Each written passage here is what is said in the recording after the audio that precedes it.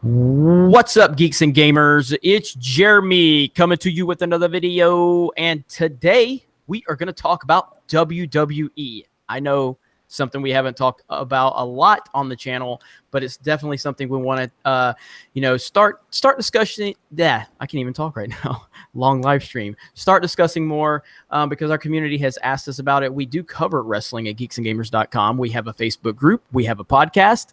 And the host of that podcast is on this show. And we're going to talk about the current state of WWE. So introducing the man, the myth, the legend, Corey Harris, who hosts our Geeks and Gamers Pro Wrestling Nation podcast. What's up, Corey?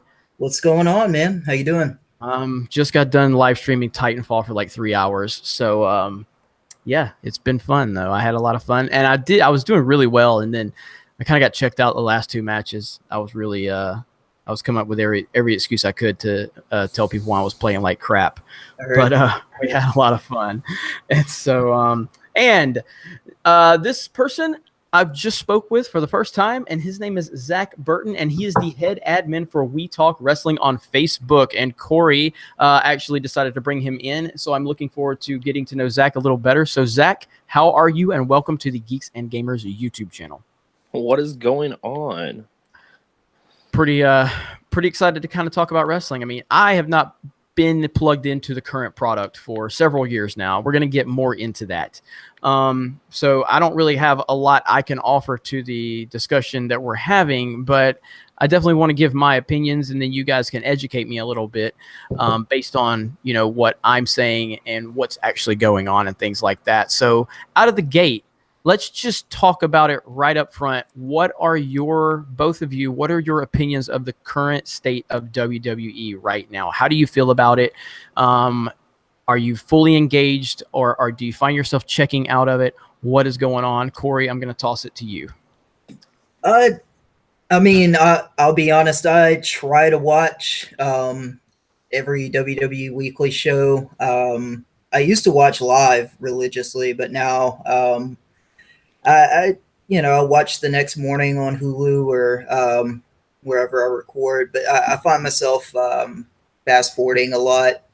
The thing with me, though, is with wrestling, but WWE in general, it's kind of always been like that with me. There's parts that I wholeheartedly enjoy and, get me up out of my seat. And then there's parts that I'm just like, what in the hell are you thinking? But it's wrestling. So, everything's not going to be for everybody. As a whole, I'm not completely happy with the product. I think a lot of things could be better. I don't think it's just one thing that needs to change. There's a few different things. WWE's kind of feels like they've booked themselves. I've said this on the podcast, booked themselves into a corner in a way in a lot of places. So, like I said, it's kind of 50-50 with me. There's some things I really enjoy right now, some things that frustrate the hell out of me. Okay, cool. All right, Zach, so what are you thinking on the current product right now? Where are you at with it? I don't even try to stay focused on WWE anymore. I love Vince McMahon and what he's done for, wrestling as a whole, but I just don't understand their direction or some of the character developments and where they're going with stuff now, like 205 Live, NXT. I'm a huge, massive fan of both of those programs. That's ran by Triple H himself, so at the helm, and it just feels more wrestling oriented, and that's what I want to see more of, is more wrestling oriented stuff. I still catch up on SmackDown a lot because I'm a big fanboy of The Miz. How I got my nickname The Miz. So Mike Mizanin has been a fan of mine. I've been a fan of his for since Real World Road Rules bullshit. Old school right there now. Yeah. So. It's really lackluster in my opinion. I feel like they are WCW 2.0 really for the most part, and it's really sad to me.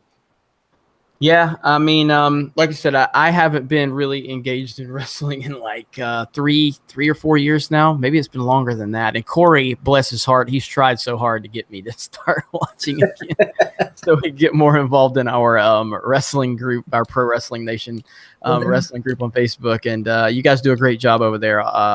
Definitely, Corey. Well, I made the mistake of trying to pull you in for the Raw anniversary. Ooh, ooh. Fucking disaster. I was so excited too. I was like, "Oh man, this is gonna be great." That was a great show. Come on. Oh no, it was not. No, oh my god, it was so bad. It was so bad. It is even going into it with low expectations for the way I'm not plugged into the current product. It was still even worse than I could have imagined. I'm like, this is atrocious. And I know Corey was so down because you were so excited, about it. And I was like, you know what? I heard all the rumors about all the stuff that people are going to be showing up. And, oh, man, it was so bad. Even Scott Hall, when Scott Hall came out, they went to a commercial break, like, what are you doing? What are you doing? I couldn't believe it. So right now, as someone that hasn't watched in several years, the last time I was really plugged into wrestling was around WrestleMania 30, and I was at WrestleMania 30 in New Orleans, and it was an amazing experience.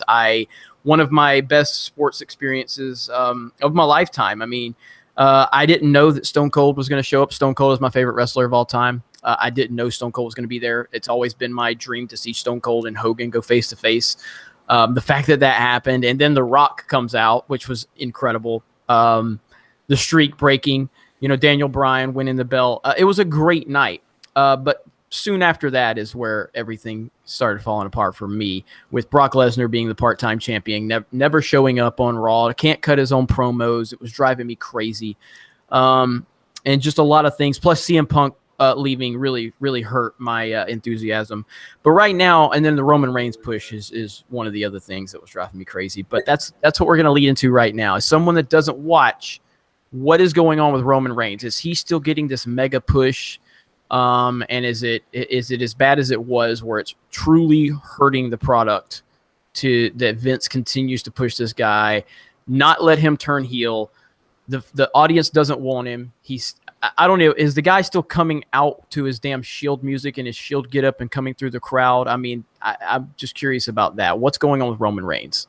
Yeah, he is. And what's weird about it is he hasn't been champion, and I think it's been 2 years. 2 years, so they have that little bit, that thing to hold over people. They're like, yeah, fuck Roman Reigns. And they're like, oh, he hadn't been champion in 2 years, but he's in the fucking main event every, 4 WrestleManias. 4 WrestleManias in a row.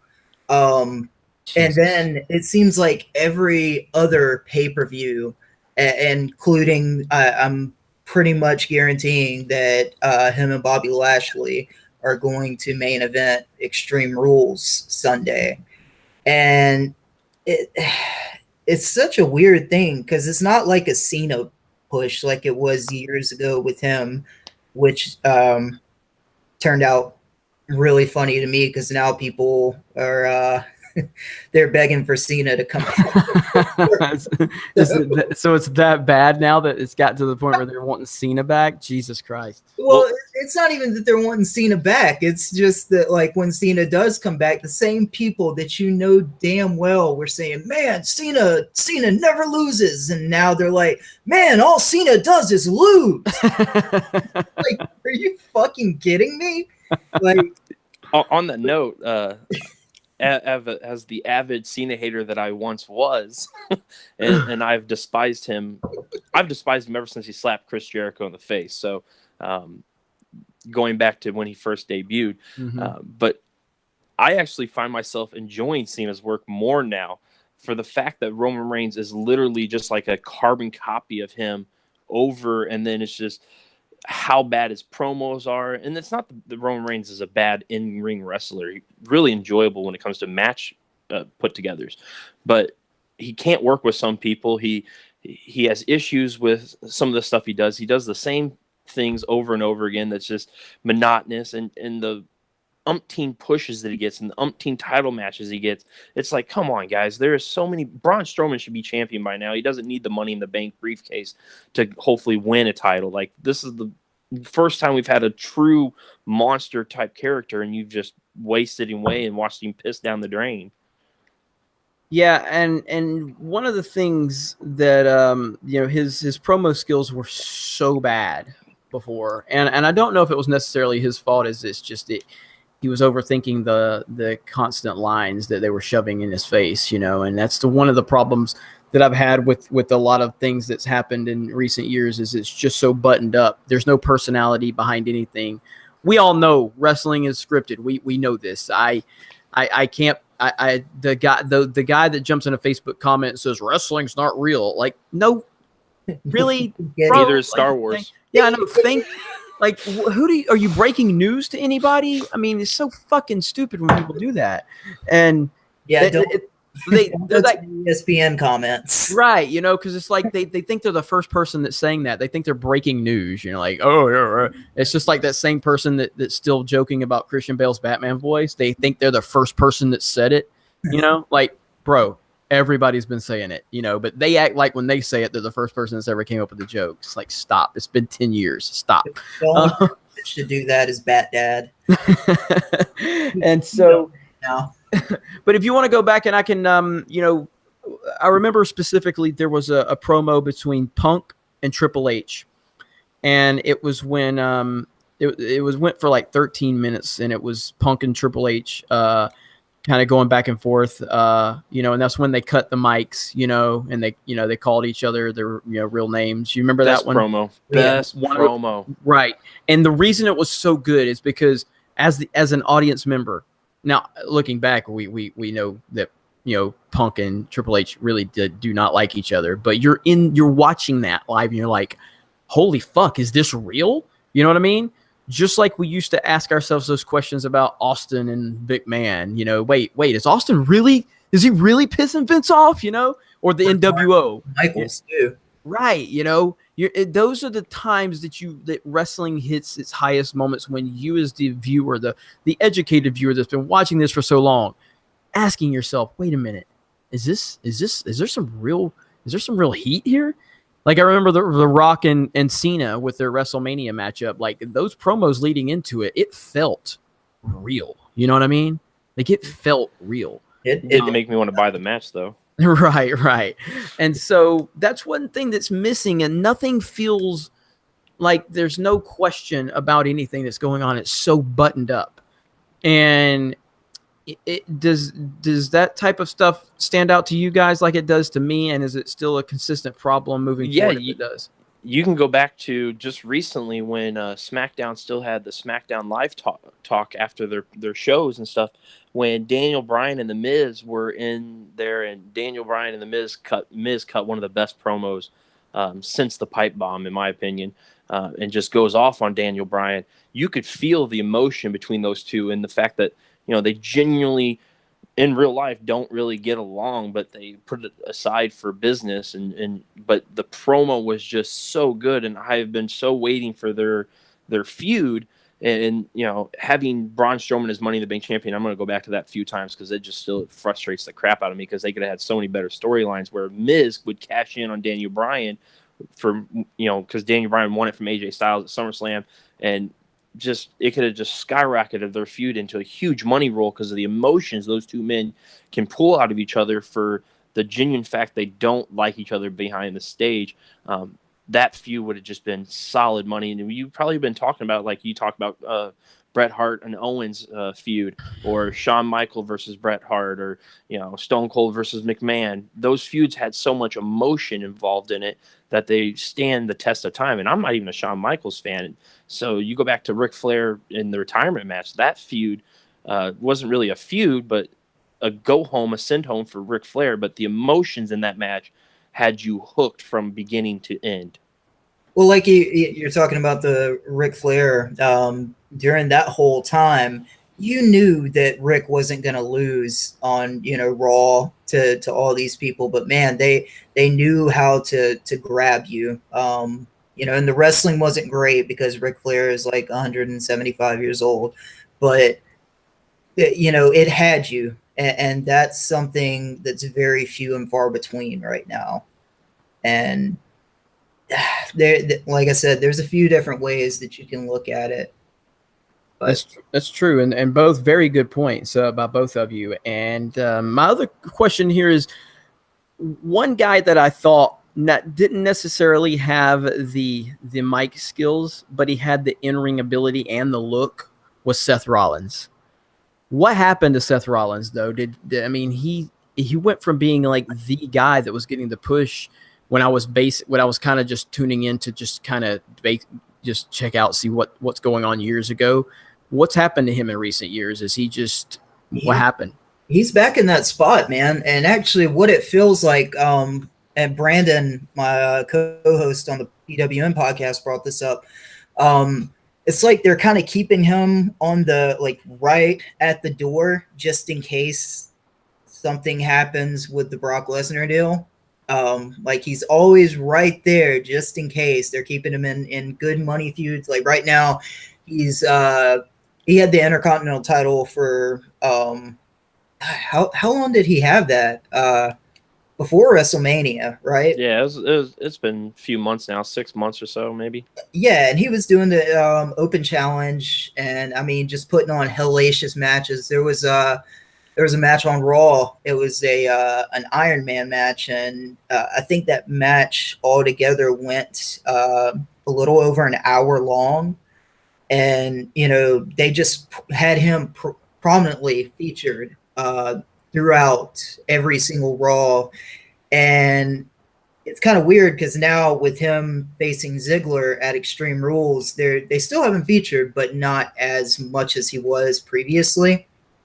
So I think he's still in that spot, but everybody can't be a main eventer at all times. Good point of that right now, unfortunately, is the bar being off TV. It's just you can't focus on every single thing, even though they have 3 hours. Right. I mean, good, but they choose not to, I guess, because there's so much WWE program for people to tune into that shoving everything they could into 3 hours might be a mistake too, which is why I think they should go to 2 hours, which a lot of people do. Well, you mentioned about spots, and you can't have a wrestling show without bringing up not a spot, my spot. So still one of my favorite moments ever.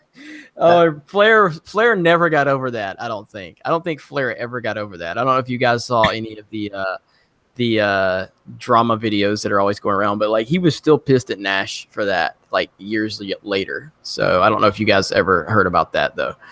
So I'm trying to remember what you're talking about. I'm talking about, don't you remember when the Horsemen came out there and they were trying to get Kurt Hennig to take Arn Anderson's spot. Not a spot, my spot. And then the very next week the NWO came out and Kurt joins the NWO instead. and then Nash was dressed up like Arn, but he had a big beer belly and he had a cooler of beer, and it was just making fun of him. They had X-Pac had Flair's like wig on and a big nose, and he had a bunch of water coming out of his eyes because he was crying. It was great, man. It was so damn funny. And yeah, I forgot about that. So Perfect, or I call him Mr. Perfect, but Kurt Hennig actually, did he join the NWO the very next week? Is that what happened? Yeah, like it was like a 3-week period of time, and then Kurt Hennig turned on Ric Flair and joins the NWO. Yeah, that was at War Games. Oh, so good. So good. Those are the good old days, man. Now, real quick, I don't want to move too much off the topic, but like, how did you guys feel about the Monday Night Wars? I mean, were you guys fully engaged in that era? It needs to happen again. Yes. Plain and simple. And New Japan is going to be the ones that do it. And they're just time in and time out putting on amazing cards that is just pure wrestling, telling a story in the ring, and they have backstory behind it. I made a mention on our We Talk Wrestling page the other day. The day of Man Soap Opera is dying out. And it's going back to wrestling and telling the story of what wrestling's all about. And I can't wait for the Monday Night Wars to start again. Okay. So here's what the thing about the Monday Night Wars that I think a lot of people failed to realize. A lot of those people that tuned out afterwards, when it was over and everything, they weren't watching for pure wrestling. They were more into it as a story. And I'm not talking about like storytelling in the ring. Like if you go back and you watch old tapes of Nitro or tapes, shit, you know, on demand, 24, whatever. I mean, I still got VHS of Nitro, so Okay. you can say tapes. So you go back and watch tapes then. That's what I'm talking Watch about. the crowds, man. Watch the crowds during pure wrestling matches because it's very few and far between. I'm sitting there and thinking, man, these people have no idea what the hell they are witnessing right now and how people are going to be talking about this stuff, for years to come. Because at the time, those people, like I guess us as kids, we latched on to this this thing that was going on, and then we dove headfirst into it. A lot of people did not dive headfirst into it. They were not that hardcore fan or whatever you want to call it, like we are. Yeah, we enjoy a in-ring match that's an hour long. Not everybody does. And that's what worries me about New Japan is hell. I mean, I love it. I can watch it. But okay, WWE, I don't see going anywhere. They can have a shit product. Again, Brandon brought this up on the podcast. Their stock right now at this moment is at almost $77 a share. I want to say it was in the past few months, it's grown by like $25 or $30, and it just keeps going up. And that's because they're an entertainment juggernaut. They're not worried about being the best wrestling in the world. They're gonna have good wrestling, and they're gonna cherry pick like they have been. Has New Japan even? How did they do sales wise for the event that just happened? Because I know they were worried about even selling out. If I'm not mistaken, G1, the G1 special actually sold out, and they're about to go do a super show with ROH in Madison Square Garden here coming up the weekend of WrestleMania. So yeah, that's a killer move, and if you're really going off of that, if that's the case, All In wouldn't do the success it's doing right now. There's been a lot of focus in the wrestling community about All In and what's going on with Cody Rhodes and all those guys doing that their own show. You're onto something about with the soap opera back in the day where people were wanting to watch that story that was being played out of NWO challenge in WCW, WCW challenge in WWE, and all that stuff. But there's enough of us now that grew up watching, because I know when I was a kid, I wanted to watch Macho Man and Steamboat just tear down the house night out. So I was one of those kids that wanted to see the in-ring action. Like, of course, I liked Hulk Hogan and all that stuff, but when I came to WCW, moved over to WCW, it was all about the cruiserweights for me. Dean Malenko became like my favorite wrestler. So I almost think in today's world, there's enough of us hardcore fans, as you would want to say, quote unquote, that I think there's a wrestling product out there, and New Japan will thrive because of that. And once more word gets out in America that there's this wrestling promotion that just loves wrestling, but still has great storylines, because the Cody Rhodes storyline leading up to the G1 special with Kenny Omega trying to take over Bullet Club, the Bullet Club, that was a great storyline, but it was undercoating what they could do in the ring. And that's where wrestling's missing now, is WWE's put the storyline above the wrestling, where in the Attitude Era, I really felt like the wrestling was there and they had these great matches, TLC matches, all that stuff, the Hell in a Cell match, but then they had the storyline to back it, where now it's reversed for WWE. Does that make sense?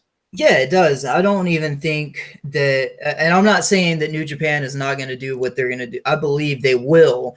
I'm saying that I don't think at this point, maybe 10 years ago, if something was going on, but I don't see at this point WWE going anywhere because they're going to survive off of being an entertainment product. New Japan. Oh yeah, they're not going to crumble. Sorry. What's that? They're not going to crumble like WCW did, but no. Okay, and that's where I guess my point. I don't think they're WCW 2.0. I think if you wanted to look at certain aspects, yes, but it's a completely different era. And if you go back and watch some WCW from 1999 to 2000, and then watch stuff now. No. I do. I went back, man, when I got the network. I guess maybe I just like torturing myself. I don't know. I went back and watched all of 1999's pay-per-views, and yeah, it was fucking crazy. There was some good stuff here and there, but 3 count. Thank God for what we have right now in comparison, man, because you know, a lot of shit sucks right now, but it is nowhere near anything that was going on with WCW. I think that's just us wanting to latch on to something. Luckily, the wrestling fans now have so much that they can watch. If you don't like what's going on in WWE, go watch New Japan, ROH, CZW, Chikara. Hell, there's independent promotions around my hometown that RCW. All these guys are flipping amazing when it comes to just the coding of wrestling that's out there. Yeah, and that's, like I said, it's, you know, it's just a completely different era for everything. There's so much going on at all times. Hell, you got feuds going on Twitter, you know, if you want to try to keep up with something like that. So you have so many avenues that you can watch. You know, if you wanted to watch wrestling 24/7, you damn well could. New stuff.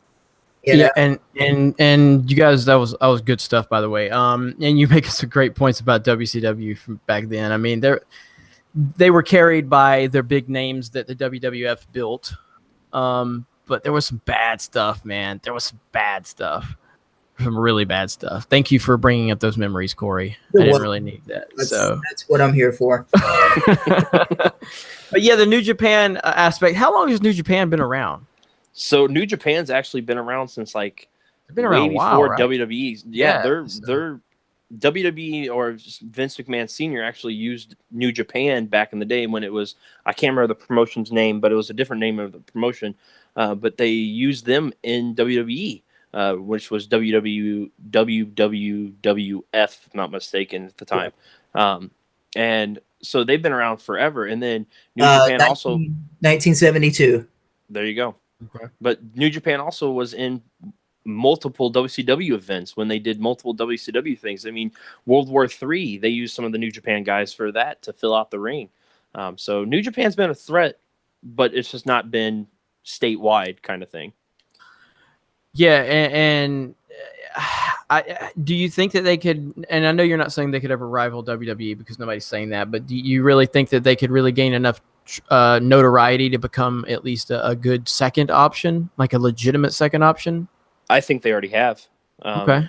As a whole, they really already have, because I know with my guys that we talk wrestling, we look at all wrestling and stuff, but there's a majority of my fan base that we talk wrestling that is a big New Japan fan selection, and we thrive on New Japan. I mean, I will just tear the wallpaper off my house to find New Japan feds so I can watch it just on TV and stuff. We don't have cable or anything, so I'm doing all my stuff through the internet trying to find it. And the G1 Classic, not G1 Classic, the special, I found off Facebook and watched the whole thing. And I mean, the guys just tore down the house. If you have the opportunity to go back and watch that stuff, it was great program, great show. And even a non-wrestling fan could really get into what's going on there. If you like certain wrestlers like CM Punk and Daniel Bryan, Samoa Joe, all those guys who have more wrestling base instead of storytelling.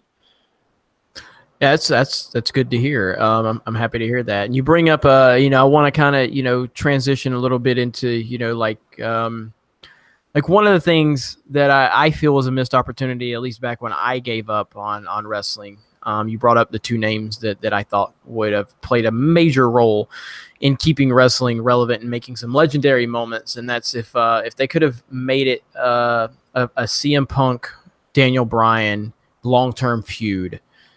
I think that could have produced some of the greatest matches, of all time, potentially. You know what I mean? But for whatever reason, that wasn't the Vince and Triple H's idea of what they wanted to push. And go ahead. Supposedly, when they did those matches, they didn't draw very well, which is ridiculous to me, but apparently it just didn't do well. Well, but at that time, and I understand that at that time, like when they did those matches, but once Bryan took off, I mean, Daniel Bryan was one of the greatest phenomenons we've seen. You know what I mean? And at that point, I felt like that was the point now where I was like, okay, this is when now Punk could go complete heel, which he kind of can't remember what he wasn't really. I guess he was a full heel when he left, wasn't he? He was just coming off the Paul Heyman thing where he was full heel, I think. Right. Well, he got taken out by Kane, and that was like the corporate storyline going on. So, I remember he had that SummerSlam match with Brock Lesnar, right, which was awesome. Well, one of the incredibly underrated match. That was, to me, that was better than his Money in the Bank Cena match, because of how well he sold Brock. Like Brock looked like that's how Brock Lesnar should look. Like Brock was terrifying because Punk was selling the fuck out of it. You know what I mean? Yeah. And it was a great match. I'm glad you noticed you remember that, Zach. A lot of people don't. When I mentioned that match, a lot of people I mentioned that match are like, really? Is it that good? I'm like, bro, watch it. Yeah. Watch it. Like, I mean, that was money. Yeah. Going back to the geek side of it, man, it was kind of watching Wolverine versus Hulk. Just for that brief moment in real life kind of thing. That's what I've always loved about it.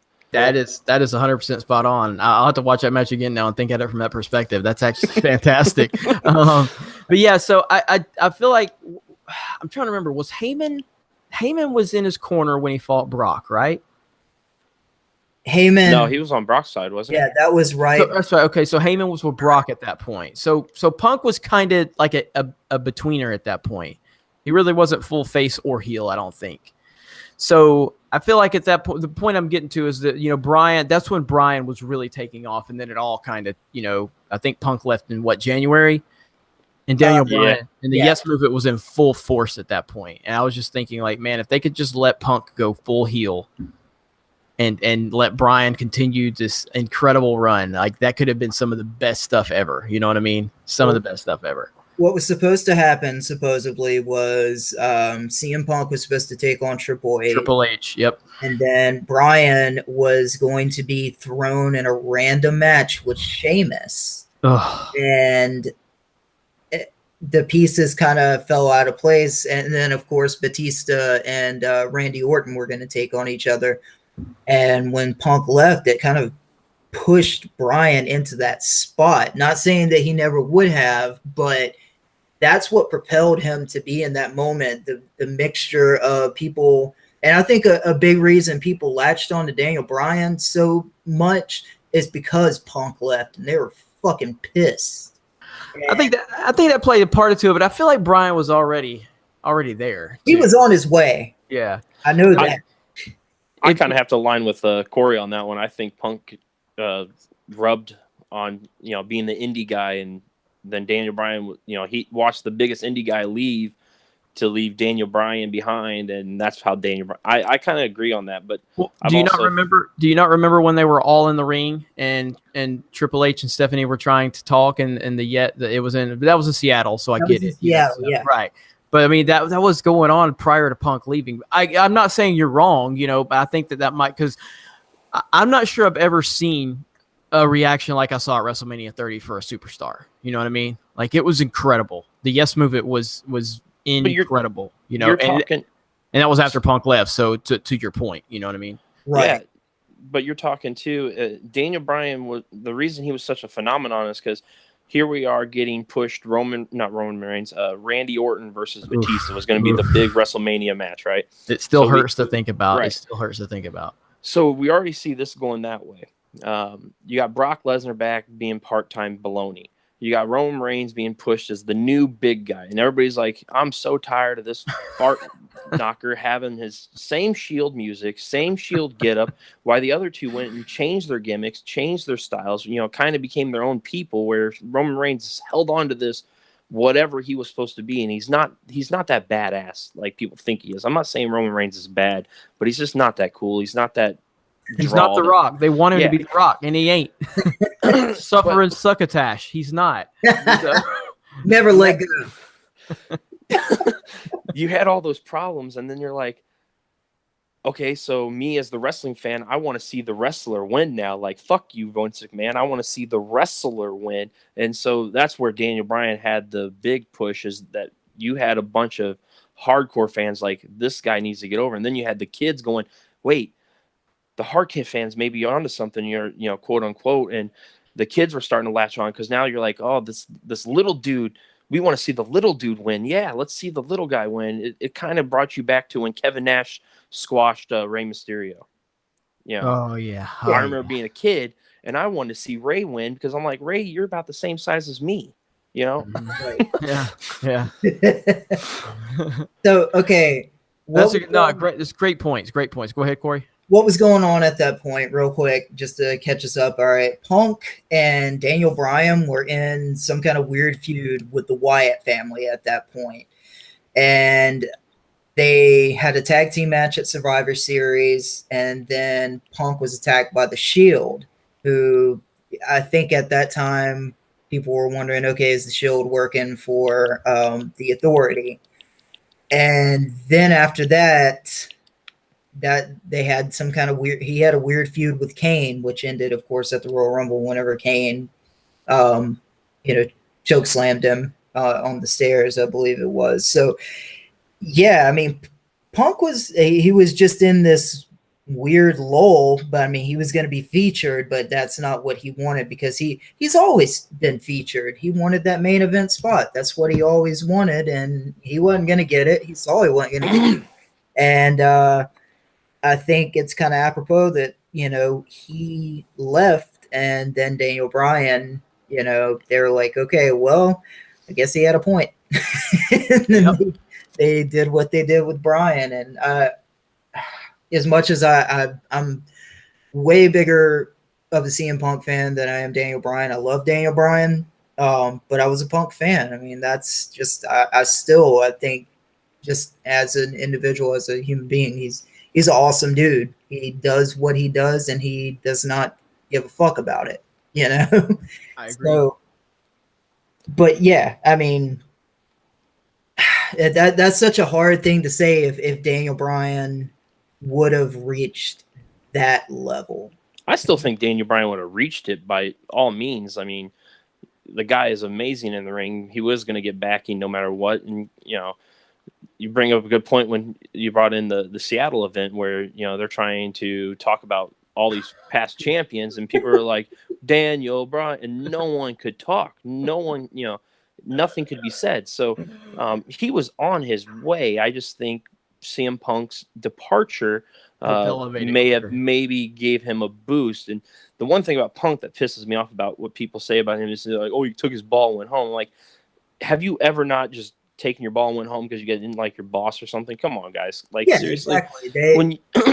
When you day in, day out bust your ass, and you show that you are main event talent, and show that you have the ability to, main event a show, and you're not getting your spot, and I would have left too. Yeah, and he outsold Cena on shirts. He was the first guy to outsell Cena in shirts and merch, for a significant, few months or whatever. You know what I mean? Nobody had topped Cena, and he did, and he still didn't. Still didn't get the recognition, Well, Punk, one of Punk's issues was backstage, of course, his attitude. But then I think Pritchard and Conrad brought this up on the podcast this past week. People were worried about Punk, as in, the guys backstage, supposedly Triple H, Shawn Michaels, those kind of guys, because, they would try to downplay Punk because they were worried. And that's what guys like Bruce Pritchard, saw. They saw through, oh, yeah, he's not the guy. Well, if he wasn't the guy, you wouldn't even pay attention to him. So, right. I mean, Yeah. I'm just saying, if he comes back to wrestling and comes back to All In, WWE better hang on tight, because Yeah, I that's gonna quit have. WWE if he goes to All In. Oh man, don't tease me, because I don't believe he's coming back. I did for a while, but I mean, I've seen Vince fix things with Bret Hart. I've seen him fix things with the Ultimate Warrior 30 times. You know what I mean? I've seen him Well, the do. Ultimate. That's Triple H's thanks for the Ultimate Warrior. Sorry to butt there. No, but I know that, but even the fact of like just the fact that Vince would allow it, you know, because Vince will always allow. He'll always bring somebody back, always. But I just don't see Punk ever taking that step. So hard to. I don't see it. I I don't don't see see him going back to WWE. And I really feel bad for what's happened to him in UFC. He needs to stop, though, because he's embarrassing himself right now. So I have more respect for him on that notion, but I do I too. agree with you. No, I definitely do. Trust me, man. I don't watch UFC. The only 2 UFC fights I've ever ordered was one with Brock Lesnar, where he got the shit beat out of him, and then I ordered the first Punk fight. And when he came out to Cult of Personality, I lost it. And I'm like, oh my God, he's going to win. This is going to be the greatest thing ever. I didn't know he was coming out to Cult of Personality. You know what I mean? Like, he's going to win. And then it started, and he did win. But his response to it was great. But I don't want to make this a Punk show. I could talk about Punk all day long. And maybe we can do a Punk show at one point. But like 3 ways I like to break superstars down is like, there's 3 ways I think that you have to look at an all-time great. Their mic skills, their in-ring ability, and their box office. I think Punk is as good as anybody. I'm not saying he's the best ever, but he's as good as anybody from an in-ring standpoint. He's not better than Shawn Michaels. He's not better than Bret Hart, but he's in the conversation. You know what I mean? He's a great in-ring performer is all I'm saying. On the mic, same thing. Not quite Stone Cold, The Rock, Flair maybe, but he's right there with those guys. Box office, that could be debatable, but I don't know. Do you guys think that's good criteria for breaking down the greats and looking at how they rank? Well, 100%. That's definitely the 3 criteria is 100% on that, and I think Punk easily, in my opinion, trumped Rock on the mic, and I almost put CM Punk right up there with Roddy Piper, Ric Flair. As the great mic workers they were, because I mean they are by far, bar none, the best mic workers. Chris Jericho being added to that group. Stone Cold. As much as I like Stone Cold, it was more of a character, and I go back to ECW Stone Cold. That's the Stone Cold that I liked, and that's the Stone Cold we got later on. But when he cut his tooth and started really shining with promos, it was ECW where he shined with the promos. If you don't trust me on that, go back and watch. Oh no, I know. I'm very aware of that. So. go back and watch those. Those are great segments and great opportunities that Paul gave him.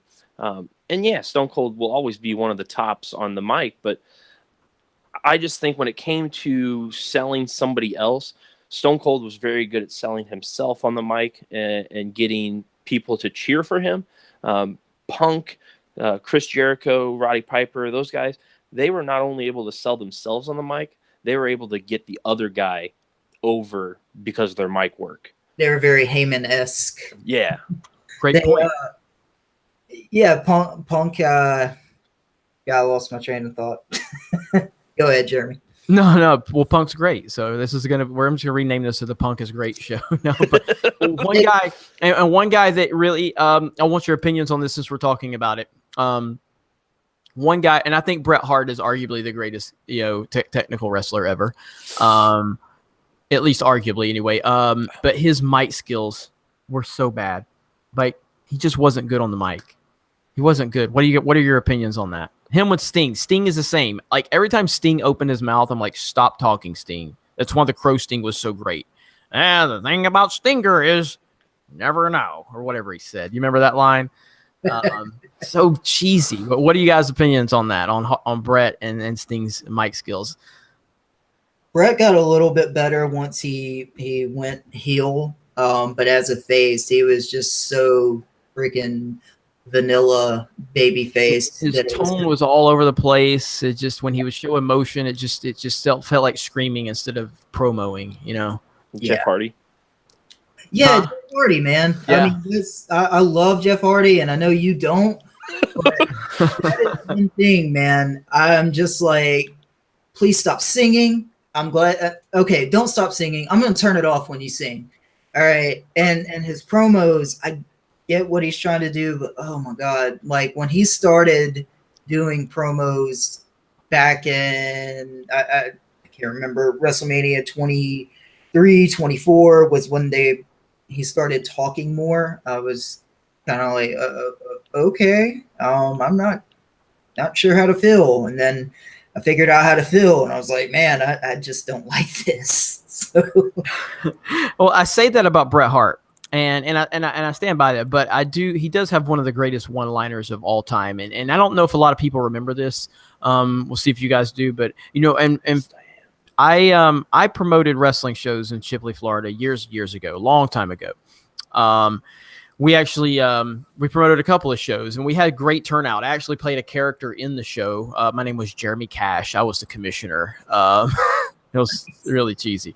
And I knew a local professional wrestler. He approached me about it because we worked together, and he's like, "You really know your wrestling, man?" I was like, "Well, I've been watching this shit since like the mid '80s, so yeah, I love it." And he goes, I'm a local wrestler." It's like, "I know you are." He says, "We need to promote a show together. You can go in half with me financially, and blah blah blah."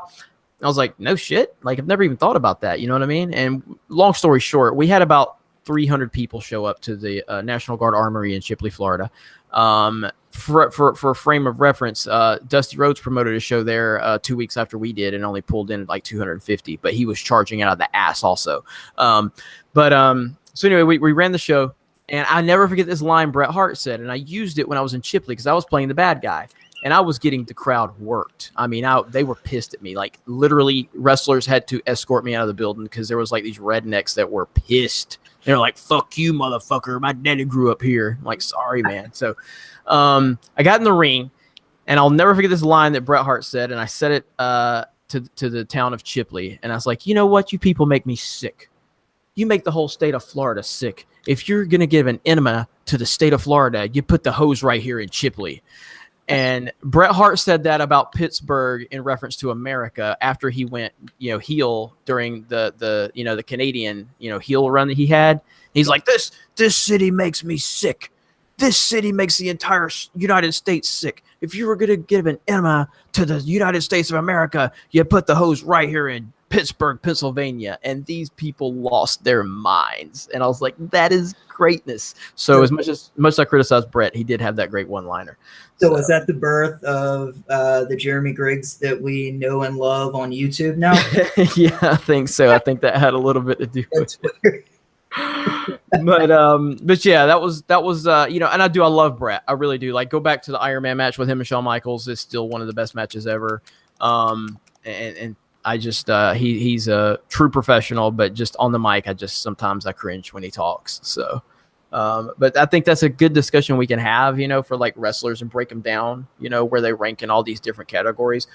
Before we wrap this up, and it's been a really great discussion. I've enjoyed this thoroughly. And so who you guys like? I want to get your favorite wrestlers and what some of your favorite matches. Just a couple here and there. What are your favorite? Who's your all-time favorite wrestlers, and a couple of your favorite matches?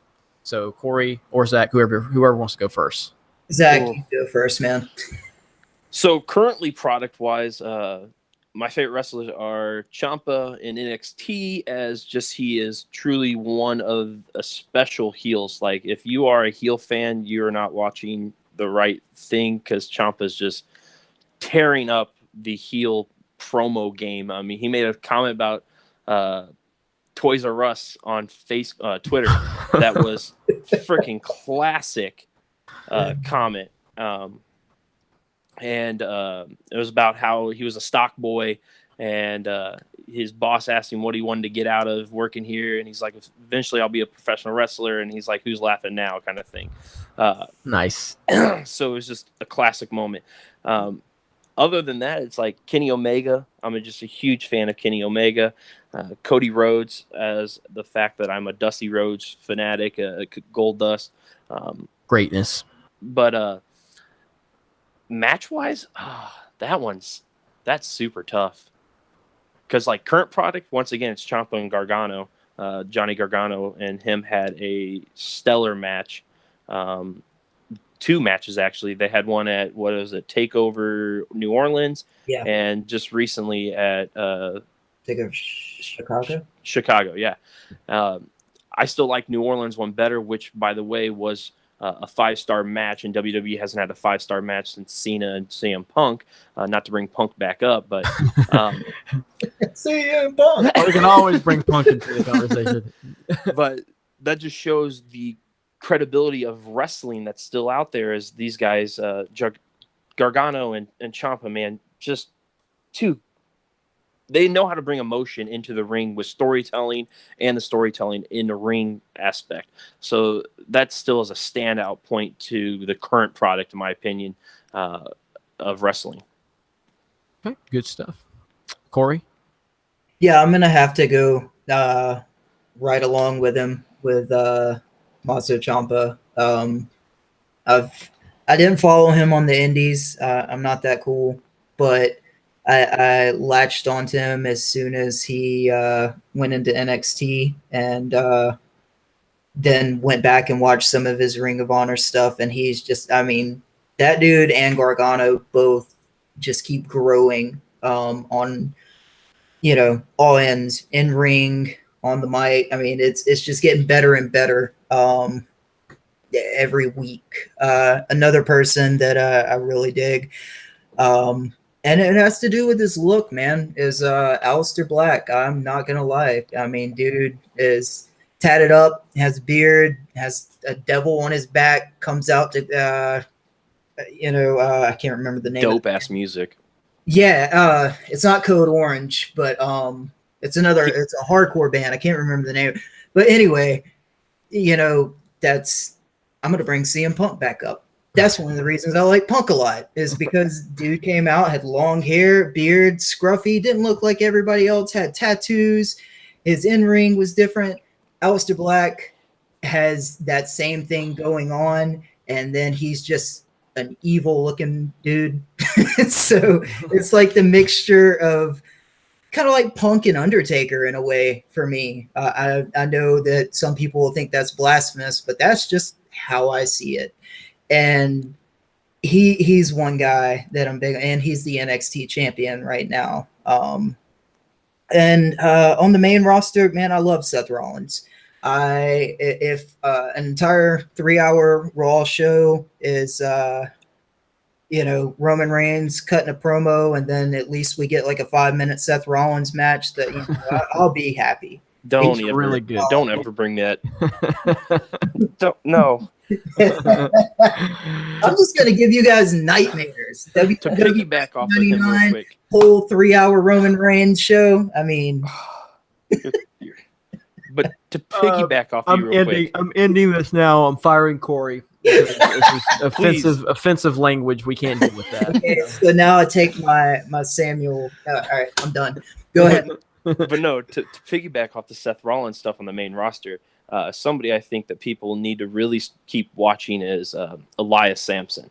The guy has the, like, I don't know, he has like the Macho Man-esque kind of, not how he carries himself, not persona, but carries himself, but then adds a little honky-tonk man in there, and just has this aura of him, and he has star power just written all over him. But to piggyback off the Seth Rollins comment, those two men at, I think it was what was the last pay-per-view before? Was it Backlash?